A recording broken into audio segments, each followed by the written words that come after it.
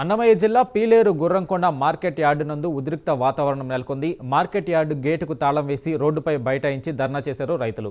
Jackpot విధానాన్ని తొలగించాలని demand చేశారు. కలెక్టర్కు ఎన్నిసార్లు ఫిర్యాదు చేసినా ఫలితం లేదని రైతులు వాపోయారు. 2 గంటల పాటు ధర్నా నిర్వహించడంతో భారీగా ట్రాఫిక్ జామ్ అయింది.